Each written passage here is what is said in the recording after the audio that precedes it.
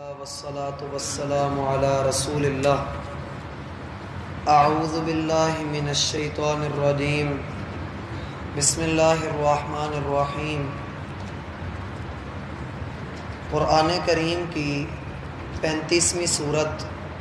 سورہ فاطر 5 رکوع اور 45 آیات ہیں۔ اس سورت کو عام طور پہ برصغیر پاک و ہند میں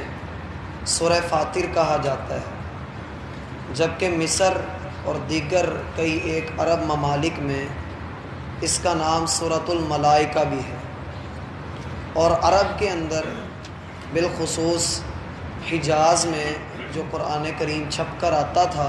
یا ہو سکتا اب بھی ایسا ہو، اس پر اس سورت کے دونوں نام موجود ہیں،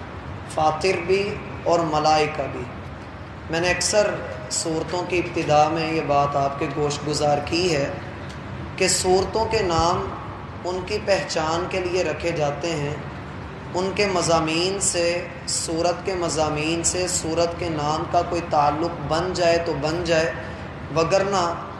عام طور پہ کوئی تعلق اس کا ضروری نہیں ہے کہ کسی بھی صورت کے ساتھ اس کے نام کا اور اس کے مضامین کا آپس میں تعلق ہو، کیونکہ اللہ رب العالمین کے فرامین آپ ان کو 1 مرتبہ پڑھیں، 2 مرتبہ پڑھیں، جتنی بار مرضی پڑھیں، آپ کو یہ نیا مزہ دیں گے، نئے نقطے دیں گے، نئی سمجھ اور نیا شعور دیں گے۔ اس لیے اللہ رب العالمین کا یہ کلام یہ بے نظیر ہے، اس کے اندر کسی بھی قسم کی کوئی ایسی بات نہیں پائی جاتی کہ جو بندے کو اکتاہٹ کا شکار کر دے۔ اس لیے جو صورتوں کے نام ہیں وہ صورتوں کے مضامین کے ساتھ تعلق نہ بھی رکھتے ہوں تو کم از کم اتنا ضرور ہے کہ یہ صورتوں کی پہچان کے لیے نام رکھے گئے ہیں۔ اور ویسے بھی اسم کا معنی ہوتا ہے بلند ہونا۔ عام طور پہ جو ہم لفظ بولتے ہیں اسم فعل حرف جو ہم بولتے ہیں، اس میں اسم کا معنی ہوتا ہے بلند ہونا۔ ہر بندے کا اپنا اپنا ایک اسم ہے، معنی یہ ہے اپنی اپنی اس کی ایک بلندی ہے، اور بلندی والی جگہ زیادہ اچھے طریقے سے پہچان لی جاتی ہے۔ اسی لیے عربی گرامر کے اندر اسم کو علم بھی کہا جاتا ہے، اور علم کو اردو میں جھنڈا کہتے ہیں، اور جھنڈا نشانی کے طور پہ استعمال ہوتا ہے۔ تو ہر صورت کا نام اس کی نشانی ہے، جیسا کہ سورہ بقرہ، سورہ آل عمران، سورۃ النساء، سورۃ المائدہ، اعراف، انعام، یہ سارے صورتوں کی نشانیاں ہیں۔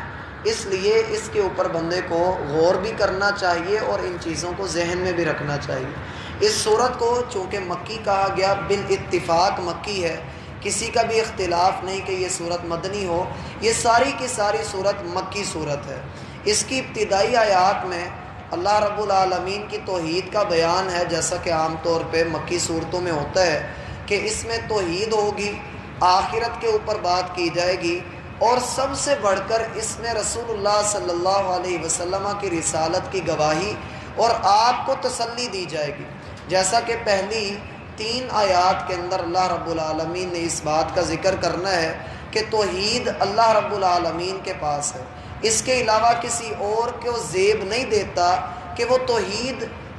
لا سکے اپنے اندر، یا انسان کسی اور کو اللہ رب العالمین کے ساتھ شریک ٹھہرائے۔ پھر اس صورت میں تقریباً پہلے پورے رکوع میں اللہ رب العالمین بات کریں گے کہ اے محمد صلی اللہ علیہ وسلم، ہم آپ کو تسلی دیتے ہیں کہ آپ حق پر ہیں، اور کفار اگر آپ کو جھٹلا رہے ہیں تو آپ ان کی چنداں پرواہ نہ کیجیے۔ پھر دوسرے رکوع کی ابتدا میں اللہ رب العالمین نے کچھ مثالیں بیان فرمائی ہیں کہ ہم نے آسمان سے پانی نازل کیا، اسی طریقے سے ہم نے انسان کو بھی پیدا کیا۔ اگر ہم زمین سے پھل نکال سکتے ہیں تو مرے ہوئے انسان کو دوبارہ زندہ بھی کر سکتے ہیں۔ پھر اللہ نے کھارے اور میٹھے پانی کی مثال دی کہ دونوں ایک ایک ساتھ چلتے ہیں، تم ان دونوں سے فائدہ بھی حاصل کرتے ہو، لیکن وہ دونوں آپس میں مل جائیں ایسا تم نے کبھی ہوتا ہوا نہ دیکھا ہے نہ کبھی سنا ہے۔ پھر تیسرے رکوع میں اللہ رب العالمین نے بات کی ہے کہ کافر اور مسلمان برابر نہیں ہو سکتے، اور اس کے لیے بڑی خوبصورت مثال بھی اللہ نے بیان فرمائی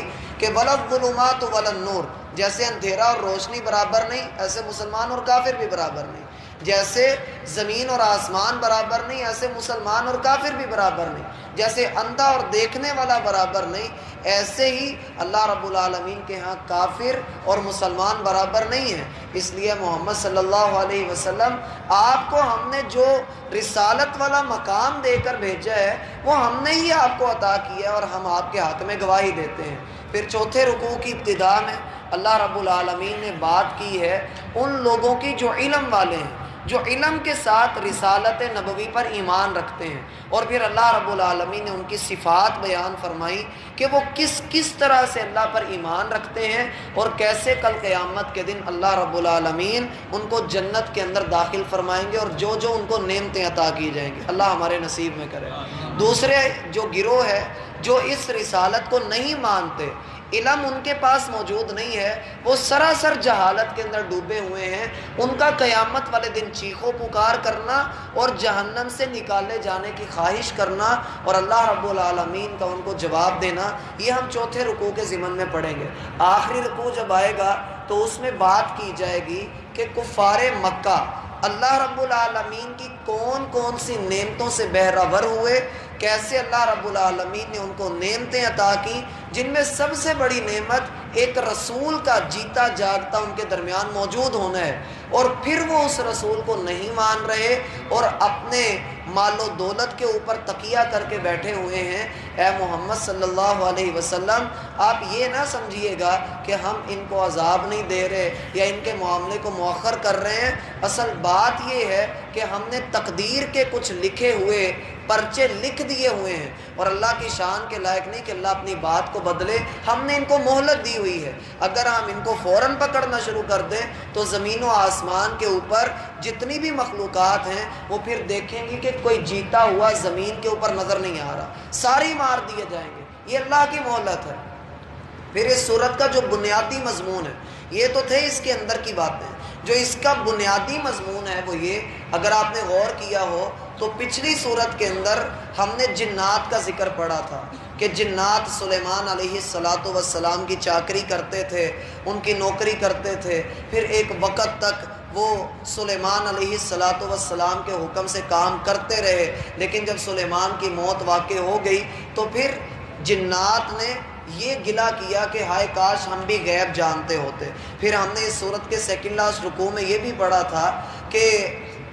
فرشتے کل قیامت کے دن اللہ سے کہیں گے کہ اے اللہ انہوں نے ہماری عبادت نہیں کی، ان مشرکوں نے ہمیں نہیں پوجا، بلکہ انہوں نے تو جنات کی عبادت کی ہے۔ تو اللہ رب العالمین نے جنات کی عبادت کا باطل ہونا پچھلی صورت کے اندر ثابت کیا، اور اب یہ والی جو صورت ہے اس میں اللہ رب العالمین فرشتوں کی عبادت کا بطلان واضح کریں گے کہ جو لوگ فرشتوں کی عبادت کرتے ہیں وہ بھی باطل عقیدے والے ہی ہیں۔ اور یہاں پر میرا بھائی اپنا عقیدہ صحیح رکھیے، فرشتے بھی اللہ کے بندے ہی ہیں، جیسا کہ اللہ کا فرمان ہے بل عباد مکرمون، وہ اللہ کے وہ بندے ہیں جو بڑے ہی مکرم ہیں، بڑی ہی عزت والے ہیں، بڑی بزرگی والے ہیں۔ کس وجہ سے؟ کہ وہ اللہ کی نافرمانی نہیں کرتے ہیں، اور اللہ رب العالمین اپنے کام کرنے کے لیے اپنی قدرت کے اعتبار سے فرشتوں کا محتاج نہیں ہے، فرشتے اللہ کے محتاج ہیں، فرشتے اللہ کے پیدا کردہ ہیں، اللہ جیسے چاہے ان سے جو مرضی کام لے۔